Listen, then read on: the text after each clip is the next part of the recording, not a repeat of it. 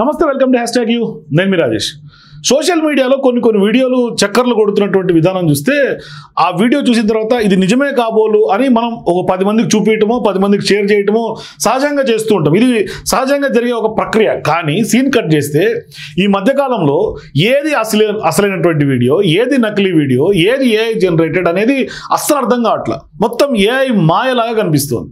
నిజంగా అస్సలు మొత్తం ఏఐతో చేసినా కూడా ఇది అచ్చుగుద్దినట్టుగా ఒరిజినల్ వీడియో లాగే కనిపిస్తుంది. తాజాగా ఒక వీడియో విపరీతమైనటువంటి చక్కర్లు కొడుతుంది సోషల్ మీడియాలో. ఒక పెద్ద పులి, ఒక మహారాష్ట్ర సంబంధించి ఆ యొక్క రాష్ట్రంలో ఇక్కడ కనిపిస్తుంది. చంద్రాపూర్ జిల్లాలో బ్రహ్మపురి ఫారెస్ట్ గెస్ట్ హౌస్ దగ్గర బయట ఉన్నటువంటి ఒక ఉద్యోగిని చిరుతపులి కాదు, పులి, ఒక పెద్ద పులి అమాంతం వచ్చి బయట కూర్చున్న అతన్ని లాక్కొని గొంతు మీద పట్టుకొని మరి తీసుకెళ్ళిపోయినటువంటి వీడియో. పెద్ద ఎత్తున కేకలు, అరుపులు ఇవన్నీ చాలా లైవ్లీగా రికార్డ్ అయినాయి. నిజంగా చూస్తే అరే పులి, ఇంత పెద్ద పులి ఒక్కసారిగా ఇంత ఇట్లా మీద పడితే ఏం చేయాలి, ఒళ్ళు గగ్గురు పొడుస్తుంది ఆ వీడియో చూస్తే. సీన్ కట్ చేస్తే ఒక రోజు తర్వాత ఇది ఒక 2 రోజుల నుంచి వైరల్గా మారింది. ఇది ఆ వీడియోలో మరీ చెప్పుకుంటే సీసీ కెమెరా డేట్స్, టైమింగ్స్తో సహా ఉంది. సరే, ఇది ఒరిజినల్ కాబోలు, నిజంగానే చంద్రాపూర్ జిల్లాలో ఇటువంటి ఘటన జరిగిందేమో, తీసుకెళ్ళిపోయిందేమో, పెద్ద పులి ఏమైనా అటాక్ జరిగిందేమో అని అనుకుంటాం సహజంగా. సరే, అట్లా భావించి సోషల్ మీడియాలో షేర్లు కొడతాం. సీన్ కట్ చేస్తే అదే పెద్ద పులి అతన్ని అడవిలో నుంచి తీసుకొని వచ్చి అక్కడ వదిలేసి ఆ చైర్ని పక్కకు జరిపి నీళ్ళ బాటిల్ ఇచ్చి మరీ వెళ్ళిపోతుంది. అతను లోపలికి కూడా వెళ్తాడు ఆ గెస్ట్ హౌస్లోకి. ఇది చూసిన తర్వాత అరే పెద్ద పులి తీసుకెళ్ళిపోయింది, ఆఖరికి తీసుకొచ్చి వదిలేసింది, ఇంత డ్రామా జరిగిందా, అసలు ఎందుకు పెద్ద పులి లాక్కెళ్ళిపోయినటువంటి పెద్ద పులి సేఫ్గా ఎందుకు తీసుకొచ్చి వదిలింది, కనీసం ఒక నెత్తురు చుక్కలేదు ఎక్కడ కూడా. ఇది నిజంగా చూస్తే ఆశ్చర్యం కలిగించేటువంటి అంశం.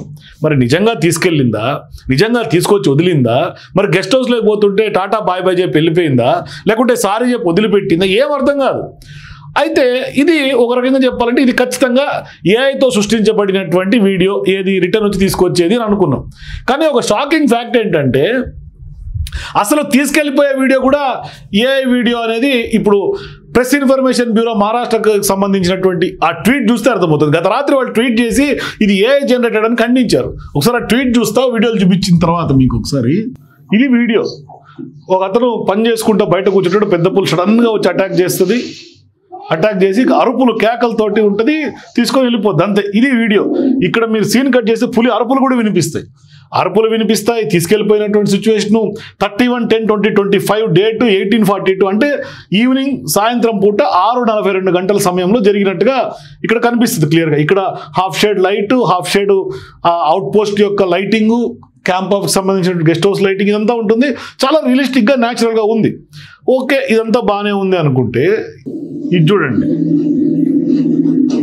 ఇది కూడా same video, same date, same time, చూడండి, సేమ్ టైము, సేమ్ డేటు.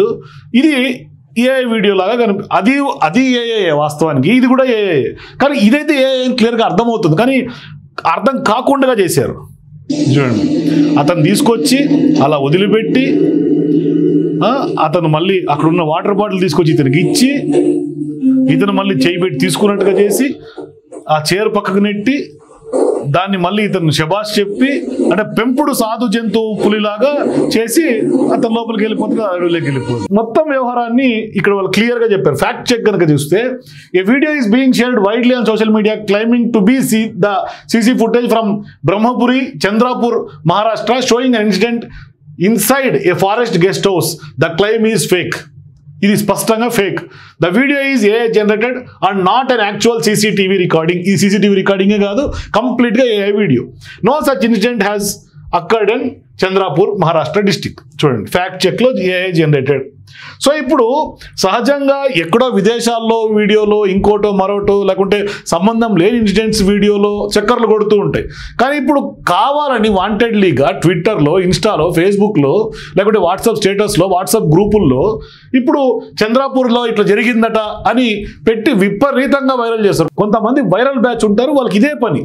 అంటే కంప్లీట్గా ఏ వీడియో ఏంటి, ఏం జరిగింది, అసలు నిజంగా ఇటువంటి ఏమన్నా న్యూస్లో రిపోర్ట్ అయినాయా లేవా ఏమీ చూసుకోబడలేదు. పడలే. కేవలం వీడియో వచ్చిందంటే ఇది చూడంగానే గ్రూపులకు షేర్లు కొట్టాలి అంతే, పక్కనోడికి నెట్ వేయటమే. ఇక అది అసలు వాస్తవం ఏంటి, ఇందులో వాస్తవాలు ఏంటి, అవాస్తవాలు ఏంటి, లేకుంటే ఏం జరిగింది అని తెలుసుకునే మినిమం సెన్స్ కూడా ఎవరికీ లేదు. కామన్ సెన్స్ అసలు ఉండదు, మినిమం సెన్స్ కూడా ఉండదు.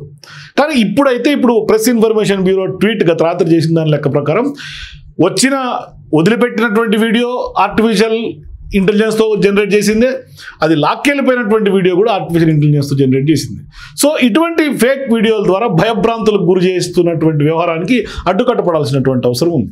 టెక్నాలజీని సరైనటువంటి రీతిలో వాడుకోకుండా ప్రజల్ని భయభ్రాంతులకు గురి చేసేలాగా, అంటే ఫారెస్ట్ అవుట్ పోస్టులో ఇటువంటి దాడులు జరుగుతాయేమో అన్నట్టుగా, పెద్ద పులి నిజంగానే అటాక్ చేస్తుందేమో అన్నట్టుగా ఇటువంటి వ్యవహారాలు చేయడం కరెక్ట్ కాదు. ఎందుకంటే ఫారెస్ట్ అధికారులు అక్కడ వాళ్ళ తగు జాగ్రత్తలు తీసుకొని వాళ్ళు డ్యూటీ చేస్తూ ఉంటారు.